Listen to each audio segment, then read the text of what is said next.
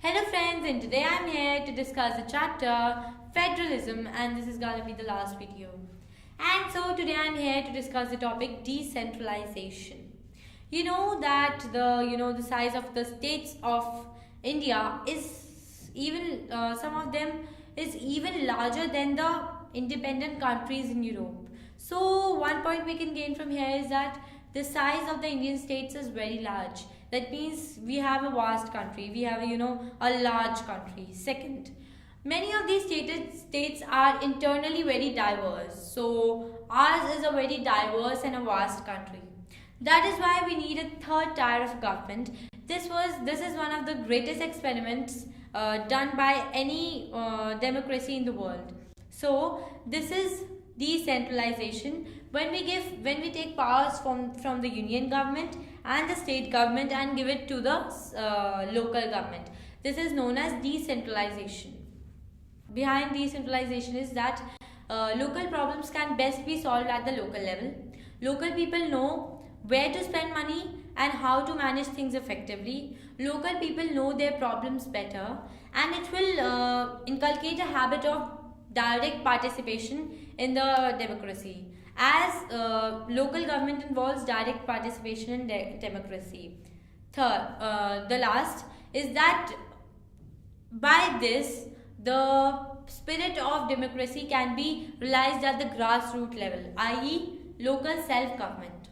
So the need for the local government was identified by our constitution makers. So several steps were taken to set up municipalities in urban areas and the panchayats in the villages. But what were the problems in these before 1992? The problems were that they were under the direct control of the state government. So state government could order these local governments. Then they did not have the power and the resources of their own. And the election to these local bodies did not happen regularly. So these were the problems before 1992. After 1992, things started changing. It was constitutionally mandatory to hold local elections for these local bodies. Then some of the seats in the elected government and the executive heads was reserved for STs, SCs and the OBCs, that is scheduled castes, scheduled tribes and the other backward classes. 1/3 of all the seats of the panchayat were reserved for the women. Then the last thing was that the state had to share some resources and some revenue with these. They had to share some power with these governments. Then now we will identify that this government, that is the local government, is different for the rural areas and different for the urban areas. In rural areas, this is known as the Panchayati Raj or the Panchayat, in which there is one panch, that is the Sarpanch. The Sarpanch is the head of this Panchayat. And this Panchayat is a council consisting of ward members, which are known as Panch. These are directly elected by all the adults in the villages, and those adults, which are the voters, form a part of the Gram Sabha. This Gram Sabha has to meet 2 or 3 times in a year to make the annual budget for the panchayat, to supervise the activity of the panchayat, to see what is the performance of the panchayat. Then when some of the these panchayats combine together, they form a mandal or a block or a samiti. This is known as the Panchayat Samiti. The members of the Panchayat Samiti are elected by the Panchayat members, and the chairperson is the head of this Panchayat Samiti. And when these Panchayat Samitis come together, they form a Zilla Parishad. That is, for the district level. So from the local level, it goes up towards the district level. So this is for the rural. Now let's come on to the urban. In the urban areas, similar arrangements are there. For the big cities, there are municipal corporation, and for the towns, there are municipalities. Members of legislature, members of Lok Sabha, and the other officials can also be part of these municipal corporations. The head is the chairperson, and in the municipal corporation it is known as the mayor. So with this tier of the government, has it been successful in our country? As this is one of the most the very different kind of experiment done by any democracy. Yes, it is successful in our country. More than 36 lakh people are there in these local bodies, which are, controlling the villages and the towns and the cities at the local level. And this is deepening the democracy of our country. And this is also increasing the representation and the voice of women in our democracy. But what are the deficits? And why we have to go a long way to achieve that three-tier ideal form of government? That is because though the elections happen regularly, the Gram Sabhas do not happen regularly. And the states are sometimes reluctant to share the power with the local bodies. So still we have to go a long way to get that ideal three-tier form of government. Hello friends, and today we are here to discuss what is power sharing.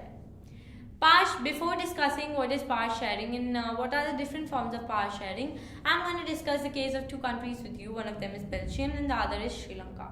Belgium is a small country in Europe, and it's not more in size than our state of Haryana. It has borders with the Netherlands, Germany and France. So what happened in that country?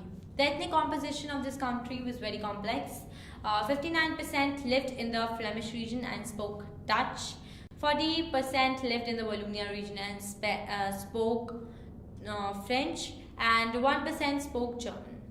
So the 59% of the Dutch speaking were relatively were not that rich, and the minority, the French speaking community, was relatively rich.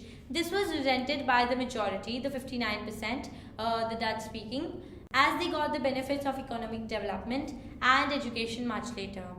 Thus, there was a conflict between these two communities. This conflict was more acute in Brussels.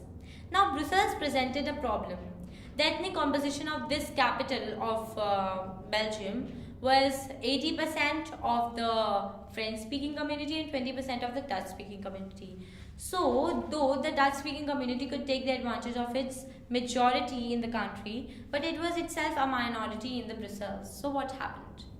And what could have happened if Dutch tried to, have a control over all of the country? Then this could push the conflict further and lead to a very messy partition with both of the sides claiming a control over Brussels. So before discussing what actually happened, we will go on to another case. That was the case of Sri Lanka. Sri Lanka is an island country with a population of a little over 2 crore, and it's in the south of India. So the ethnic composition here also was very complex. It was between the Sinhala, the Tamil.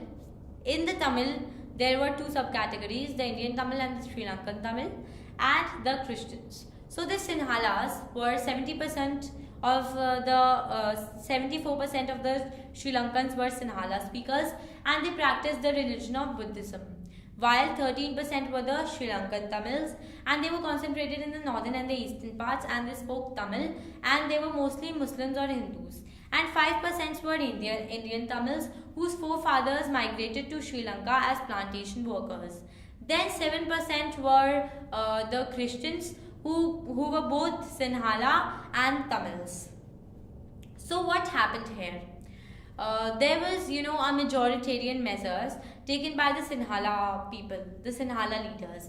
After 1948, in which the Sri Lanka got freedom, the Sinhala leaders wanted to sought a dominance over the government by the virtue of the majority. So the newly elected government started adopting majoritarian measures. For example, the first of the act it passed was in 1956 that declared Sinhala as the official language of Sri Lanka, thus disregarding Tamil.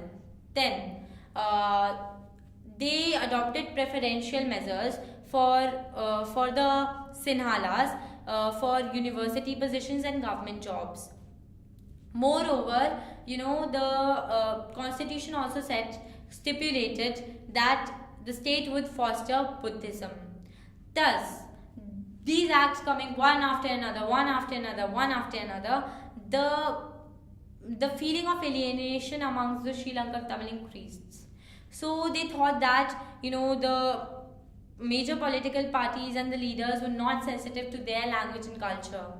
They were denied equal political rights by the constitution and the political parties, and they were discriminated against in university positions and the government jobs. So they launched struggles and parties. They wanted more autonomy for the regions, for the northern and the eastern regions in which they lived, and they wanted that Tamil should be taken as the official language of Sri Lanka, and moreover they wanted, that they should be given equal rights and they should not be discriminated against in university positions and the government jobs. They wanted equal rights and these things. But the regions populated by these people, the Tamils, these regions were denied autonomy again and again. Autonomy is the freedom, is a thing to exercise freedom as an to exercise rights as an free thing, as an free part. That means it has more autonomy, it has more rights, and it has more freedom to make its own laws. Means a type of a strong state government for the Sri Lankan Tamils.